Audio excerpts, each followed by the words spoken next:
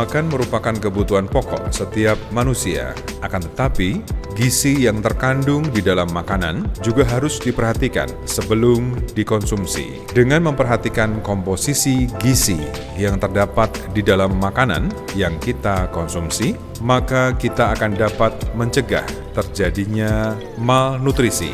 Malnutrisi merupakan hal yang cukup berbahaya karena dapat berdampak buruk bagi kesehatan kita. Dampak dari malnutrisi itu sendiri antara lain dapat menyebabkan terjadinya obesitas, yang merupakan keadaan bentuk dan berat badan kita melebihi proporsi tinggi badan. Anda pasti bingung, malnutrisi kok jadi gemuk? Bisa dikatakan, obesitas adalah suatu keadaan terjadi penumpukan lemak jahat pada tubuh.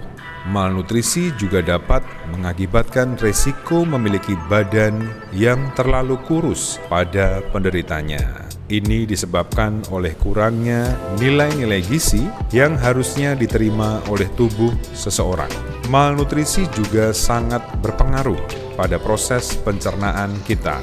Dengan kurangnya kandungan serat yang terkandung di dalam makanan, tentu saja akan menghambat proses pencernaan, sehingga memungkinkan terjadinya gangguan pencernaan seseorang yang mengalami malnutrisi. Dengan mengalami malnutrisi, seseorang juga akan sangat sulit untuk berkonsentrasi, disebabkan kurangnya asupan nutrisi yang membantu proses kerja otak untuk berpikir. Penyebab terakhir dari malnutrisi dan yang menjadi salah satu perhatian utama pemerintah Indonesia saat ini adalah stunting. Stunting terjadi saat ibu mengandung kekurangan asupan gizi seimbang, sehingga mengakibatkan cacat pada janin yang dikandung. Stunting sendiri merupakan gejala jangka panjang yang mengakibatkan tumbuh kembang seorang anak yang baru lahir mengalami penghambatan, atau bisa dikatakan bahwa tinggi anak tersebut tidak sesuai dengan usianya. Hal ini bisa berdampak pada pemberhentian tumbuh kembang anak tersebut hingga remaja.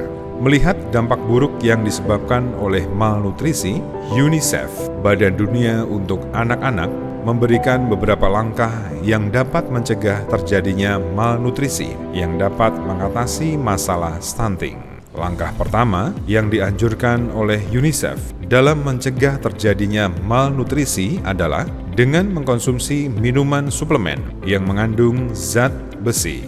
Zat besi sendiri sangat membantu menjaga pertumbuhan dan perkembangan organ pada bayi, dan yang terpenting, menjaga jaringan tubuh pada bayi, sehingga bayi tersebut tidak mengalami stunting. Untuk langkah kedua, UNICEF menganjurkan kepada masyarakat untuk mengkonsumsi makanan fortifikasi, yaitu makanan yang telah ditambahkan zat gizi ke dalamnya untuk meningkatkan kualitas gizi pada makanan tersebut. Makanan-makanan ini antara lain adalah susu, roti, dan yogurt.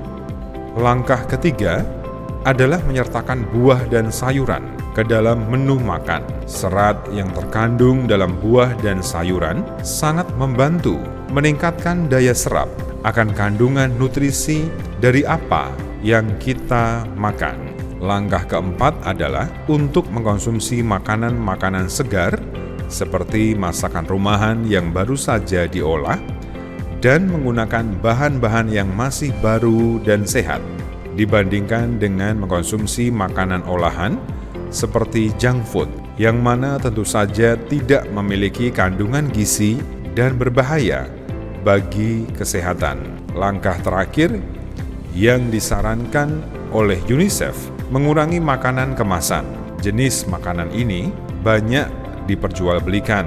UNICEF mencegah pengkonsumsian jenis makanan tersebut karena kandungan gula dan garam yang begitu banyak dalam jenis makanan kemasan yang tentunya berdampak buruk bagi kesehatan. Mengkonsumsi gula secara berlebihan dapat menyebabkan terjadinya dampak negatif seperti diabetes.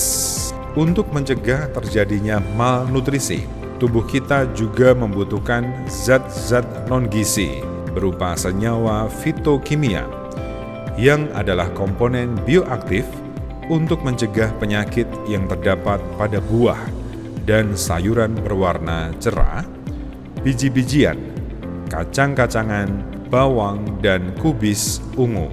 Menurut Guru Besar Departemen Ilmu dan Teknologi Pangan IPB, Profesor Made Astawan, tanaman pangan lokal kita banyak mengandung zat fitokimia. Oleh karena itu, kita disarankan untuk mengkonsumsi makanan lokal. Makanan lokal yang masih kaya akan zat fitokimianya berasal dari Sumba. Sumba sendiri merupakan salah satu daerah yang berada di Nusa Tenggara Timur dan ibu kotanya berada di daerah Waikabubak. Makanan khas dari daerah Sumba antara lain adalah rumpu rampe yang adalah kudapan berbahan dasar daun singkong yang diberi rempah. Ada juga katemak jagung yang merupakan bubur campuran jagung, kacang tanah, kacang hijau, dan beragam sayuran segar. Contoh makanan khas terakhir adalah kapu pantunu, yaitu sayur tumis jantung pisang. Jantung pisang yang digunakan biasanya yang bertekstur lembut. Makanan ini sangat lezat apabila disantap dengan nasi hangat. Selain mencukupi jumlah nutrisi yang masuk ke dalam badan, kita juga sangat disarankan untuk melakukan aktivitas yang dapat menjaga berat tubuh agar tetap ideal. Aktivitas yang dapat dilakukan dengan mudah tanpa perlu memakan waktu dan biaya adalah berjalan kaki antara 5.000 maksimal 10.000 langkah sehari.